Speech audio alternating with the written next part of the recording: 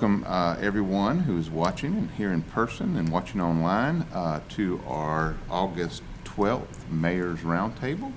We have at the table kind of a smaller group today. We have Jessica Walker, who is with our Economic and Community Development Department. We have Jill Cabanas, who's our Finance Director, Mr. Richard Peterson, Operations Director of our Utilities, and I am subbing for Lynn Major as our humble host, Richard Johnson with Public Works.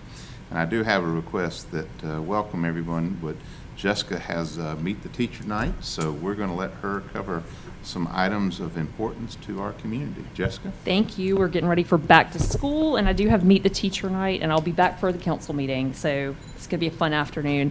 So a couple things from our department. We talked a little bit about census previously, but tonight Jean Hogue with the National Census Bureau will be here on hand to accept the city's Census 2020 proclamation, so she'll be here at 6 p.m. It is the city's first step in our efforts for Census 2020. Our Complete Count Committee will convene here in the city to plan strategy going forward for that April 2020 census. The whole point in us convening a Complete Count Committee here in Fairhope is to reach the hard-to-reach segments of our population so we can make sure that everybody's counted. We know that Fairhope has experienced a whole lot of growth in the past 10 years, but we need to be able to accurately assess what that looks like. It will help us tremendously as we are looking for grant dollars and as we're planning smartly going forward into the next 10 years. And then also for the past 9 months or so, we've had a citizen stakeholder group along with Fairhope officials meeting with the National Park Service to develop a City of Fairhope Trails and Park Connectivity Master Plan.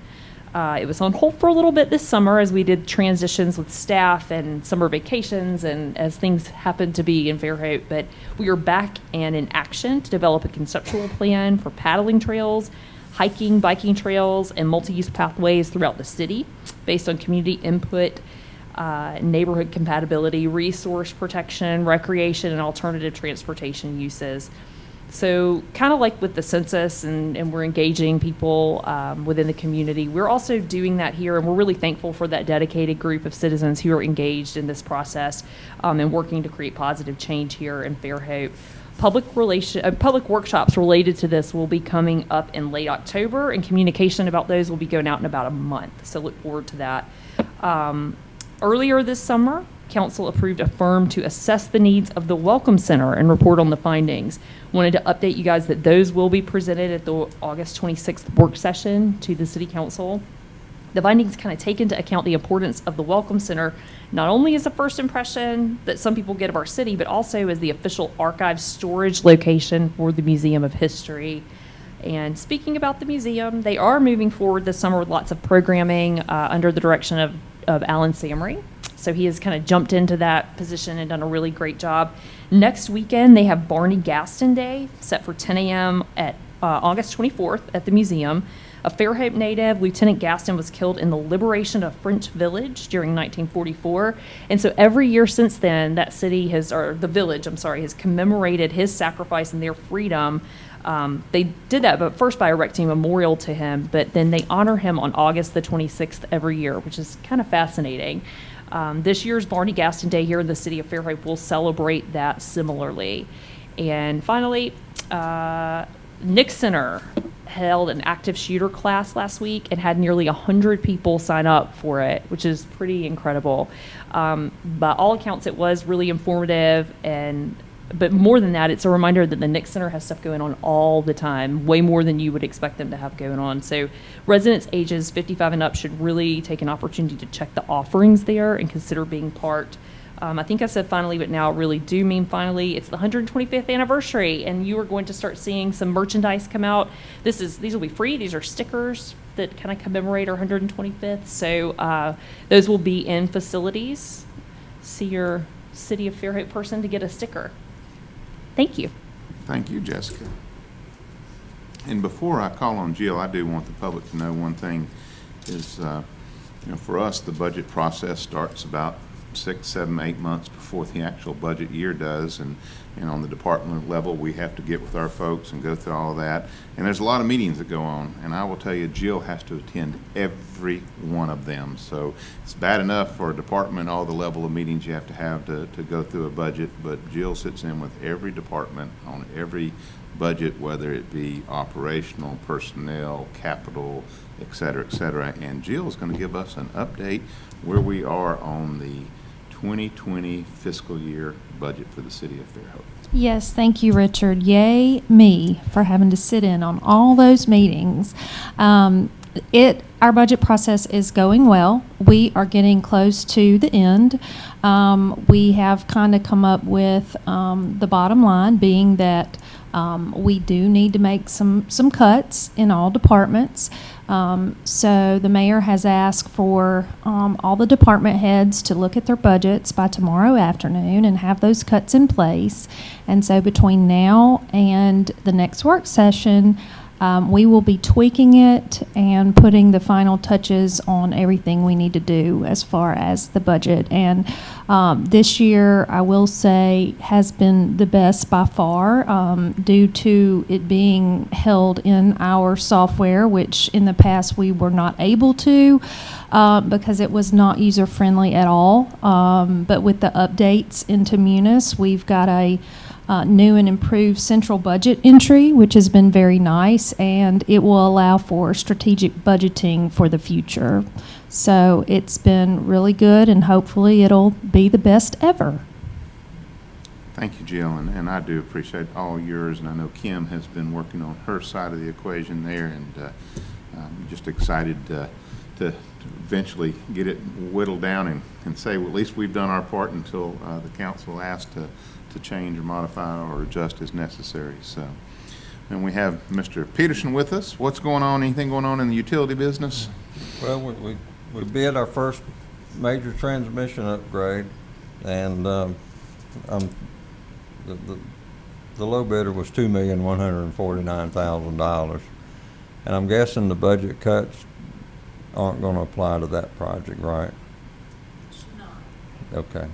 Because I'm still a little bit confused as to how much reserve funding we have and whether or not we're going to change some of our connection fees, and that'll be on the work session tonight, or as I have asked for in the past, modest rate increases and debt service on funding. I think we should consider borrowing money to accomplish. And I guess we'll talk about that some more, and one day we'll decide that you can't keep spending money you don't have unless you borrow money to cover the cost of it, or we're going to quit doing some of these improvement projects, which to me is the worst of the two evils. I mean, I know nobody wants to borrow money, but I want to keep everybody focused on the fact that what we're putting in place are improvements that will last for another 30, 40, 50 years.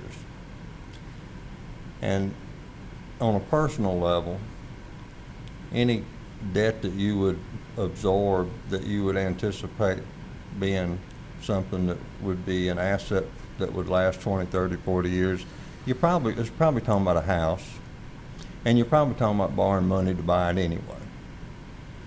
And so I don't know why anybody would think it should be any different when you have to look at what it takes to bring an infrastructure system up to speed, that the improvements are going to last in substations for electric another 35 or 40 years, lift stations and transmission projects on wastewater and water production facilities and water that we're eventually going to get to, and then some cast iron replacement and some other gas main, transmission main type improvements we need to make. These are going to last for a long time. And I don't think anybody should expect us to be able to pay for any of those things on a 1 year's revenue out of any of those infrastructures. It's just not practical. It doesn't, to me, make any sense. And hopefully I can convince somebody other than myself that that's what we need to do. But I'm committed to try to work on that. On a different note, just trying to do some of the maintenance and upkeep to the systems. We've met with some of our neighbors to the Twin Beach lift station, and course, we had an unfortunate overflow incident there that we rectified with a different type of level control that's in place now there. But the ongoing issue, I think, with most of the neighbors in that area and probably in other locations too, is the odor that they get from the lift station. And I've gotten a quote now. We've done some testing on the hydrogen sulfide gases that are there and the odor control system. And you've probably seen some if you've driven out on some of the more traveled county roads and lift stations. You see, if you recognize them, they're a green box that's probably going to be 4 to 5 feet long and 3 to 4 feet wide. And there are activated carbon inserts in those filter canisters, basically, that the vent systems from those lift stations travel through that activated carbon, and it absorbs the hydrogen sulfide gas, really, which is the rotten egg odor that you learn about in high school chemistry. Well, that's what that is. And hopefully we'll be able to get approval and a quick turnaround on this one installation. We're also looking at trying to put some different types of odor control that would be more aeration and perhaps some filter units that we think we can produce in-house, basically with plastic drums and blowers and force feed the vent gases into this filter with some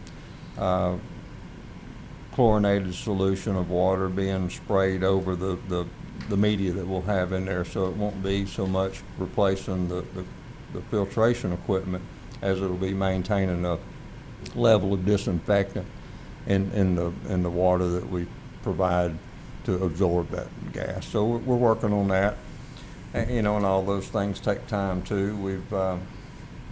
We've addressed a few issues with water leaks. I know that there's some of these ongoing service leaks that you see, and I know people get frustrated, but we're trying to capture the big ticket items when we can, and we have to go back sometimes for things that we can put off while we get some of the more important items done. And we apologize for the inconvenience to those customers. It's just where we are with the available staff and manpower we have. So our goal is to try to continue to get better. I think Fairhope deserves a utility that's reactive and has capabilities to respond to all sorts of conditions. We're working to achieve that. But with everything, it takes a little bit of time, and if our customers can be patient, we'll hopefully reach that goal sooner rather than later. Well, thank you, Richard. I know I work alongside you and your staff. I know how busy you are, and a lot of good things are happening and coming forth. Just from a public works standpoint, one of the annually budgeted items is road resurfacing, and we are rolling that package out to get out for bids starting this week. And just kind of the biggest challenge is we evaluated over about 72 roads within the city segments and had to evaluate them based on their condition and then take in their functionality, meaning a road that is a connector, it has a higher classification than just a cul-de-sac in a residential area, and eventually identified the roads that needed resurfacing and repair the worst. And then, of course, we have a budget we try to work to, so then we go into that systematic process of trying to estimate costs for each of those resurfacing, and we have gotten to a list that we're completing drawings on to get out for quotes. And I feel pretty strongly that we're within this budget, but just a couple of small housekeeping items that will be taken care of in this package is we've got two intersections, Bishop at Morphy and Edwards at Simon Street, that have some issues as far as constantly potholing or not allowing water to drain. We're going to do those two as part of this package. Probably the bigger roads that really need it are we're resurfacing South Church Street from Fig to Nichols, Jan from Patland to Fairwood, Bayview from Fells to Fairwood, And Summit will be resurfaced from Morphe to the north end, where it ends at North Drive. Summit's a tough one, and so is Bayview, because it has public parking as part of those roads. So those are additional asphalt and striping that goes with that. There's a little bit more expense associated with a road that has parallel and or angle parking on both sides, just cost-wise per foot.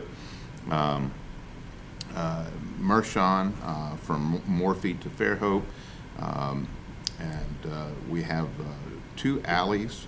One we just call them Alley East and Alley West, that runs between Nichols and Dogwoods and Nichols and Fairlane. They're gravel, they're used for residential access, and they are a constant maintenance issue. We're including those in the bid package as well. They will kind of be the cut. If we're under budget, then we're going to do them. If we're over budget, we'll have to let the council make that decision. And over at the commercial park, which is called Commercial Park Alley from Nichols to Middle, it is a high use to serve that commercial, and it's in terrible shape as well, and we have that on there. And then also, and luckily it doesn't come out of the resurfacing budget, Tom Cool and Recreation has in his, we're going to be actually paving the service road at the Fairhope Soccer Complex from the parking lot, which is on the east side, all the way up to and past the concession stand that has a concrete drive and apron that goes in there. And it's just been a maintenance issue. It's unsightly, it holds water, and so we're excited about that. Our budget this year is $350,000 for the streets, and I can't remember what Tom had in his, but we're hoping we're in that range and getting that prices back and getting that work starting in September. So we hope to have that to council the first meeting in September and get moving on that. So that's kind of been the big priority. A few other things, we did open up the bids for the downtown pedestrian and safety improvement projects, and we did segregate those projects into sub-projects, so the council kind of has an a la carte.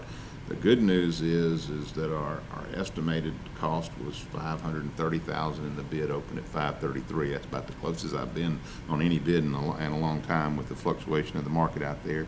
And tomorrow we do open up the bids on the bulkhead replacement and repairs at Fairhope Dock, so we're excited about that. And a lot of things going on in public works, just as far as infrastructure, maintenance, and improvements. So excited about that. We were going to have a representative from our police department, but we did want to remind everybody that for public schools and many of our private institutions, schools resume on Wednesday the 14th. Summer is about to be officially over. We'll remind our citizens that understand that first week of school starting, parents are kind of learning the drop-offs, the bus drivers are learning the routes.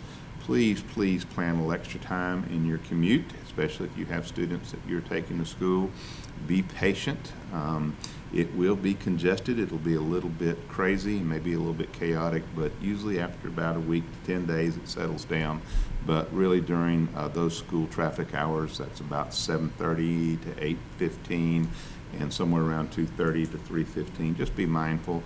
I am excited to tell you that the folks that have been prominent, and I think it's the Trailblazers and several other groups, they are introducing a second walking school bus, which will service the school on Bishop Avenue, and that is called Fairhope Intermediate. Okay, thank you. I knew it had Fairhope in it. They have placed a gazebo at the grassy field right there at Edwards and Greeno Road. Students will meet there, and then they will use the sidewalk on Edwards to Bishop to the school. And I think that what they've done downtown, they have an average of 125, 150 walkers in their school bus. So just be mindful that Edwards will have young people walking to school, well supervised and escorted, but we're excited about that. And listen, everybody in a pair of shoes is one less person in a car, so that's a good thing, and we're excited about that. Mr. Cool has made it. Do you need anything to share with us, Tom? I don't have anything. Thank you, Richard. Okay. And we are scheduled to start construction on the pickleball court here soon, so we're excited about that at the Ford Tennis Center. And Mr. Cool and I have a pickleball match in our future, so we're excited about that. Does anybody else have anything to offer to the roundtable? Well, we thank you for tuning in. Thank you for visiting with us, and we will adjourn for the work session that starts at 4:30. Thank you.